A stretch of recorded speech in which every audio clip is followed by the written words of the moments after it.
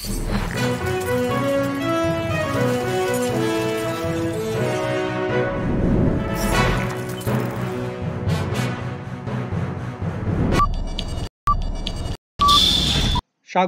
DG বাংলার দিনের খবরে। সঙ্গে আছি ইমদাদুল হক। শুরুতেই শিরোনাম। করোনায় জীবনযাত্রা সচল রেখেছে ইন্টারনেট। উন্মুক্ত ডাটা বিশ্লেষণের উদ্যোগ নিয়েছে আইসিটি বিভাগ। আইসিটি বিভাগের সঙ্গে চুক্তি করল ওয়াওয়ে। শাহবাগে মানববন্ধন, লিফলেট বিতরণ জিপিইউ কর্মীদের। টিকটকে আসছে অনুদান সুবিধা। ফ্লাইট পরিচালনার আনুষ্ঠানিক স্বীকৃতি পেল স্পেস এক্স। বন্ধ হচ্ছে গুগলের আনলিমিটেড ফটো ব্যাকআপ সুবিধা এবং ইউটিউবে বিভ্রাট। যাচ্ছি বিস্তারিত খবরে। করোনায় জীবনযাত্রা সচল রেখেছে ইন্টারনেট। বাংলাদেশের ডিজিটাল প্রযুক্তির উন্নয়ন সহ করোনাকালেও অর্থনৈতিক ক্ষেত্রে বাংলাদেশের শক্তিশালী প্রবৃদ্ধি অর্জনকে বিশ্বের দৃষ্টান্ত হিসেবে দেখছে ভিয়েতনাম। বৃহস্পতিবার ডাক ও টেলিযোগাযোগ মন্ত্রী মোস্তফা জব্বারের সাথে ভার্চুয়াল সাক্ষাতে এমনটাই জানিয়েছেন ভিয়েতনামের রাষ্ট্রদূত ফাম ভিয়েত চিয়েন। প্রতি উত্তরে, করোনার লকডাউনে দেশের মানুষের দ্বিগুণেরও বেশি ইন্টারনেট চাহিদা মেটানোর মাধ্যমে ডিজিটাল বাণিজ্য সহ জীবনযাত্রা সচল রাখা সম্ভব হয়েছে বলে মন্তব্য করেছেন ডাক ও টেলিযোগাযোগ মন্ত্রী মোস্তফা জব্বার। এ সময় উভয়েই পারস্পরিক স্বার্থ সংশ্লিষ্ট দ্বিপক্ষীয় বিভিন্ন বিষয়, বিশেষ করে ডিজিটাল প্রযুক্তি উন্নয়নে একসঙ্গে কাজ করার বিষয়ে আলোচনা করেন। উন্মুক্ত ডাটা বিশ্লেষণের উদ্যোগ নিয়েছে আইসিটি বিভাগ। উন্মুক্ত ডাটা বিশ্লেষণের মাধ্যমে দেশের প্রেক্ষাপটে প্রদর্শনযোগ্য কন্টেন্ট বাছাই করতে আমার সরকার প্রকল্প হাতে নিয়েছে আইসিটি বিভাগ। গুজব ও উস্কানি রোধে এই প্রকল্পের অধীনে টুইটারের সঙ্গে চুক্তি হয়েছে। ফেসবুকের সঙ্গে সমঝোতা কার্যক্রম এগিয়ে চলছে। বৃহস্পতিবার ডিজিটাল সিকিউরিটি এজেন্সির উদ্যোগে আয়োজিত মিথ্যা ও গুজবের ভয়াবহতা সম্পর্কে মানুষকে সচেতন করতে আসল চিনি নো দ্য ট্রুথ বিশেষ ক্যাম্পেইনের সমাপনী ও পুরস্কার বিতরণী অনুষ্ঠানে প্রধান অতিথির বক্তব্যে এই তথ্য জানিয়েছেন তথ্য ও যোগাযোগ প্রযুক্তি প্রতিমন্ত্রী জুনাইদ আহমেদ পলক। তিনি বলেছেন, ফেসবুক ইউজারের সকল নাম, পিতার নাম, ঠিকানা, ফোন নাম্বার এগুলো চলে যাচ্ছে ফেসবুকের কাছে। একটা বিদেশি একটা কোম্পানির কাছে আমাদের দেশের 4 কোটি মানুষের তথ্য চলে যাচ্ছে। গুগলে যত কিছু সার্চ করা হচ্ছে, এই 11 কোটি মানুষের যত রকম তথ্য, তাদের পছন্দ অপছন্দ সবকিছু চলে যাচ্ছে বিদেশি একটা কোম্পানির কাছে। ইউটিউবে আপনি যে গান দেখছি, সিনেমা দেখছি অথবা যা কিছু আমরা দেখছি সবকিছুর কিন্তু তথ্য উপাত্ত চলে যাচ্ছে ইউটিউবের অ্যাডমিনের কাছে। তো এই কারণেই আমরা চাই আমাদের দেশের নাগরিকদের নিরাপত্তার জন্য এই তথ্যগুলো দেশের মাটিতে সংরক্ষণ করতে। এবং ইউটিউব, ফেসবুক এই যে আমরা বললে কোনো একটা ধর্মীয় অনুভূতিতে আঘাত দিয়ে একটা কন্টেন্ট দিয়ে বিশৃঙ্খলা অবস্থা সৃষ্টি হচ্ছে, তাদেরকে বললেও তারা সেটা ডাউন করছে না, কিংবা ইউটিউবকে বললে তারা সেই ভিডিওটা হয়তো ডাউন করতে করতে ততক্ষণে পর্যন্ত একটা বড় ধরনের দুর্ঘটনা ঘটে যাচ্ছে।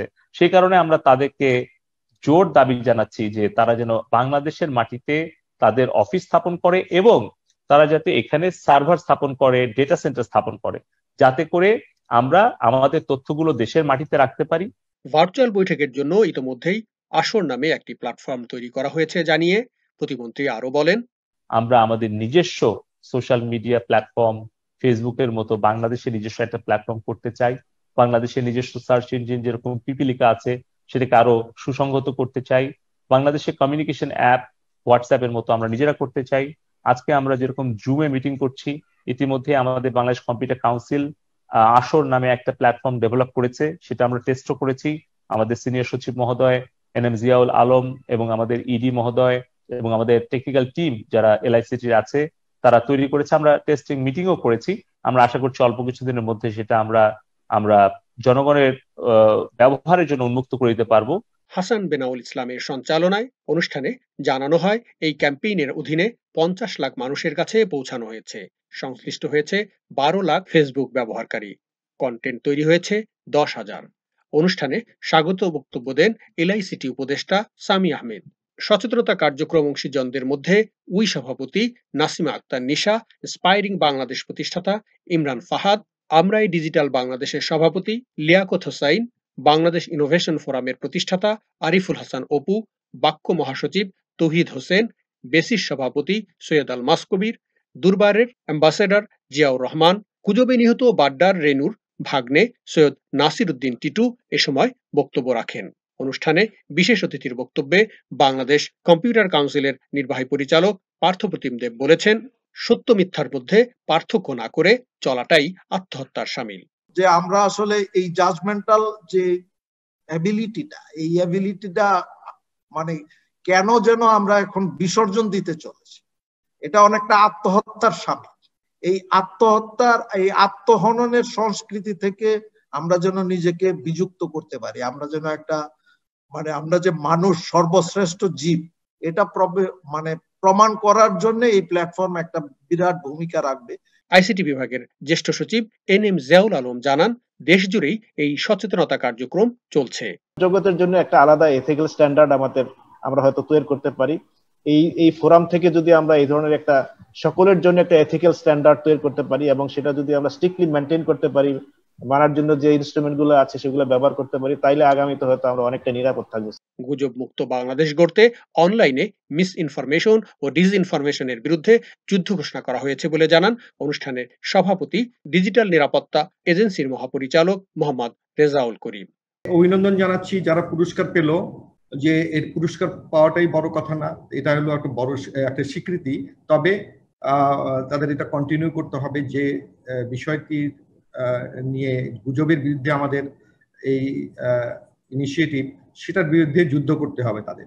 সরকারের পক্ষ থেকে 360 ডিগ্রি একটা ব্যবস্থা নেওয়া হচ্ছে, অর্থাৎ আইনি প্রক্রিয়া, তারপরে প্রযুক্তিগত প্রক্রিয়া, শিক্ষা এবং সচেতনতা বৃদ্ধি, সব দিক দিয়েই এই গুজব এবং মিস ইনফরমেশন, ডিসইনফরমেশন এগুলোর বিরুদ্ধে যুদ্ধ ঘোষণা করা হয়েছে। অনুষ্ঠান শেষে সাইবার নিরাপত্তা, সামাজিক যোগাযোগ মাধ্যম ব্যবহারের সচেতনতা, নিরাপদ ও পরিচ্ছন্ন ইন্টারনেট ইত্যাদি বিষয়ে তরুণ তরুণীদের মধ্যে পোস্টার ডিজাইন, রচনা লিখন এবং ভিডিও নির্মাণ প্রতিযোগিতার বিজয়ীদের নাম ঘোষণা করা হয়। আইসিটি বিভাগের সঙ্গে চুক্তি করল ওয়াওয়ে। শিক্ষার্থী, গবেষক, বিশ্ববিদ্যালয়, ডেভেলপার, স্টার্টআপ এবং সংশ্লিষ্টদের জন্য আয়োজন করা হচ্ছে বাংলাদেশ আইসিটি কম্পিটিশন 2020। গড়ে তোলা হবে আইসিটি জয়েন্ট ইনোভেশন সেন্টার ও ওয়াওয়ে আইসিটি একাডেমি। বাস্তবায়িত হবে কিউরেটিং বাংলাদেশি স্টার্টআপস প্রকল্প বাস্তবায়নে বৃহস্পতিবার আইসিটি বিভাগের বাংলাদেশ কম্পিউটার কাউন্সিল এবং বাংলাদেশ হাইটেক পার্ক অথরিটির সঙ্গে চুক্তি করেছে Huawei Bangladesh.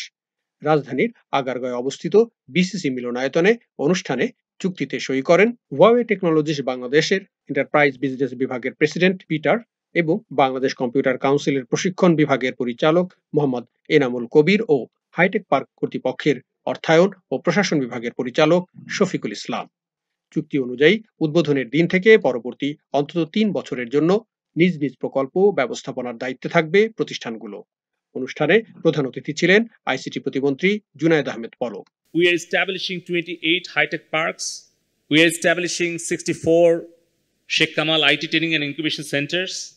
And also at the same time, we want to connect all of our educational institutions from primary to tertiary level. To achieve this ambitious goal, we have taken a new project under Department of ICT. We have designed a new project named Establishing Digital Connectivity. You have seen the rapid and massive changes in the digital domain, our land digitization, our health, education, even our judiciary system has been digitized rapidly. Digital security এজেন্সির মহাপরিচালক মোহাম্মদ রেজাউল করিমের সভাপতিত্বে অনুষ্ঠানে শুভেচ্ছা বক্তব্য দেন Huawei technologies লিমিটেডের প্রধান নির্বাহী Zhang Zheng June. In Bangladesh, we are witness a rapid overall transformation, the root of which is the utilization of technological advancement. To attain the long-cherished Digital Bangladesh vision, the government have been enthusiastically facilitating initiatives across the country that increase the understanding and the use of technologies. এ সময় অন্যান্যের মধ্যে আরো উপস্থিত ছিলেন ICT বিভাগের জ্যেষ্ঠ সচিব NM Ziaul Alam, hi tech park কর্তৃপক্ষের ব্যবস্থাপনা পরিচালক হোসনে আরা বেগম এবং বাংলাদেশ কম্পিউটার কাউন্সিলের নির্বাহী পরিচালক পার্থপ্রতিম দেব। We are gathered here to sign a memorandum of understanding with Chinese tech giant Huawei so that we can consolidate our position in establishing an startup ecosystem and to a large extent, so that we can take the reap of advantage of Chinese technology. We know that startup are our grooming partner of this country. Without their knowledge, without their idea and the innovative idea, a nation cannot run in that way. And for their nourishment, Hi-Tech Park will be benefited. অনুষ্ঠানে প্রকল্পের বিস্তারিত তুলে ধরেন Huawei বাংলাদেশের senior marketing manager Omar Nahid. শাহবাগে মানববন্ধন, leaflet বিতরণ GPU কর্মীদের। রাজধানীর শাহবাগে জাতীয় জাদুঘরের সামনে মানববন্ধন ও অবস্থান কর্মসূচি থেকে লিফলেট বিতরণ করেছে গ্রামীণফোন এমপ্লয়িজ ইউনিয়ন। জিপিইউ সাধারণ সম্পাদক মিয়া মাসুদকে চাকরিচ্যুত করার প্রতিবাদে ও স্বপদে অবিলম্বে পুনর্বহাল এবং রিজিওনাল অপারেশন ও গ্রামীণফোন গ্রাহক সেবা কেন্দ্রের 130 জনের কর্মহীন অবস্থা থেকে কাজে ফিরিয়ে নেওয়ার দাবিতে এই লিফলেট বিতরণ করা হয়। বৃহস্পতিবার সকাল 10টা থেকে দুপুর 12টা পর্যন্ত চলে এই কর্মসূচি। এ সময় গ্রামীণফোন এমপ্লয়িজ ইউনিয়নের ভারপ্রাপ্ত সভাপতি ফজলুল হক ও সাধারণ সম্পাদক মিয়া মাসুদ সহ জিপিইউ এর কার্যনির্বাহী কমিটির সদস্য, জিপিইউ মহিলা কমিটির প্রেসিডেন্ট শারমিন ববি ও secretary Mrs Suborna, GPU GP house কমিটির সভাপতি ও সাধারণ সম্পাদক উপস্থিত ছিলেন। অবস্থান কর্মসূচি পালনের সময় প্রতিবাদী গান ও কবিতায় সংহতি জানিয়েছে ধানমন্ডির সঙ্গীত গোষ্ঠী ক্রো অফ ঢাকা। তারা সেখানে দেশাত্মবোধক গান ও প্রতিবাদী গান গেয়ে সাধারণ মানুষকে এই আন্দোলনে সম্পৃক্ত করে। নজর দিচ্ছি দেশের বাইরে, টিকটকে আসছে অনুদান সুবিধা। নতুন একটি ফিচারের পরীক্ষা চালাচ্ছে টিকটক, যার মাধ্যমে ব্যবহারকারীরা তাদের প্রোফাইল থেকে কোনো উদ্দেশ্য বা জনসেবার জন্য অনুদান গ্রহণ করতে পারবে। ইতোমধ্যেই বেশ কিছু গ্রাহক সুবিধাটি পেয়েছেন। সমাজসেবামূলক ফান্ড রেইজিং প্রতিষ্ঠান টিলটিফি এই ফিচারটিতে সহায়তা করছে। প্রতিষ্ঠানটি অনুদান ট্রানজেকশনের পেমেন্ট প্রক্রিয়া সম্পন্ন করে থাকে। ফিচারটি পাওয়ার পর ব্যবহারকারীরা তাদের প্রোফাইল সম্পাদনা করে বিভিন্ন সংগঠন ও সমাজসেবামূলক প্রতিষ্ঠান যেমন cancer society, heart association, red cross, SSPCA, black girls code, CDC foundation সহ অন্যান্য প্রতিষ্ঠানকে প্রোফাইলে যুক্ত করতে পারবেন। প্রক্রিয়াটি সফল হলে ব্যবহারকারীর প্রোফাইলে লাল রঙে সংগঠনটির নাম দেখাবে। যখন অন্য ব্যবহারকারীরা তার প্রোফাইল থেকে ওই সংগঠনের নামে ক্লিক করবেন, তখন সেটি সরাসরি অনুদান পেজে নিয়ে যাবে। স্পেস ফ্লাইট পরিচালনার আনুষ্ঠানিক স্বীকৃতি পেল স্পেসএক্স। স্পেসএক্সের ক্রু ড্রাগন ক্যাপসুল এবং ফ্যালকন 9 রকেটের মাধ্যমে নিয়মিতভাবে নভোচারীদের আন্তর্জাতিক মহাকাশ স্টেশনে আসা যাওয়ার ফ্লাইট পরিচালনার অনুমতি পেয়েছে। নাসা আনুষ্ঠানিকভাবে স্পেসএক্সকে এই অনুমতি সনদ দিয়েছে। প্রায় 40 বছর আগে শুরু হওয়া স্পেস শাটলের মধ্যে এই প্রথম নাসা কোনো মহাকাশযানকে এ ধরনের স্বীকৃতি দিয়েছে। এটি নাসা ও স্পেসএক্সের জন্য একটি বড় অর্জন বলে দাবি সংস্থাটির। গত কয়েক বছর ধরে একাধিক পরীক্ষা ও ডেমো ফ্লাইট পরিচালনার মাধ্যমে স্পেসএক্স তাদের সক্ষমতার প্রমাণ দিয়েছে। ইলন মাস্কের নেতৃত্বাধীন কোম্পানিটি মে মাসে ডেমো 2 ফ্লাইটের মাধ্যমে নভোচারী বব বেনকন এবং ডগ হার্লিকে মহাকাশ স্টেশনে সফলভাবে নিয়ে গেছে ও ফেরত এনেছে। বন্ধ হচ্ছে গুগলের আনলিমিটেড ফটো ব্যাকআপ সুবিধা। গুগল ফটোজে সবচেয়ে আকর্ষণীয় ফিচারটি বন্ধ হচ্ছে। 2021 সালের 1 জুন থেকে হাই কোয়ালিটির ছবি ও ভিডিও আপলোড করলে সেটি ব্যবহারকারীর নির্ধারিত 15 GB জায়গা থেকে কর্তন হবে। আর যদি কেউ এই জায়গায় বেশি ব্যবহার করতে চান, তাহলে গুগল ওয়ান স্টোরেজের জন্য ফি গুনতে হবে গ্রাহকদের। বর্তমানে হাই কোয়ালিটির ছবি এবং ভিডিও ব্যাকআপ রাখলে সেটি বিনামূল্যে গুগল সেবা ব্যবহারকারীদের জন্য নির্ধারিত 15 GB জায়গা থেকে কাউন্ট হয় না। তবে এই সুবিধাটি আগামী বছরের 1 জুনের আগ পর্যন্ত পাওয়া যাবে। ফলে ব্যবহারকারীরা সেবাটি ব্যবহার করবেন কিনা সেটি ভেবে দেখার সময় পাচ্ছেন। তবে পিক্সেল ব্যবহারকারীদের বাড়তি জায়গা কেনা নিয়ে আপাতত ভাববার কোনো কারণ নেই। 2015 সালে যখন গুগল ফটো চালু করা হয়, তখন এটি বিশেষ আকর্ষণ ছিল কোনো কিছু মুছে ফেলার চিন্তা বাদ দিয়েই ব্যবহারকারীরা তাদের স্মৃতিগুলো সংরক্ষণ করতে পারতেন। নতুন সিদ্ধান্তের সাথে খাপ খাইয়ে নিতে গুগল নতুন টুল উন্মোচনের পরিকল্পনা করেছে, যার মাধ্যমে ব্যবহারকারীরা তাদের ছবি ও ভিডিও সহজেই ব্যবস্থাপনা করতে পারবেন। যেসব ছবি ব্লার, অন্ধকার, সেসব ছবি চিহ্নিত করে মুছে ফেলার পরামর্শ দেবে।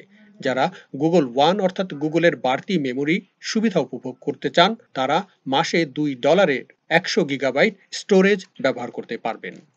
ইউটিউবে বিভ্রাট। ইউটিউব ব্যবহারে সমস্যার মুখে পড়েছেন বিশ্বের বিভিন্ন প্রান্তের ব্যবহারকারী। টুইটারে এই নিয়ে রীতিমতো শোরগোল পড়ে গেছে। তবে কয়েক ঘন্টার মধ্যে সমস্যা কাটিয়ে ওঠে ইউটিউব কর্তৃপক্ষ।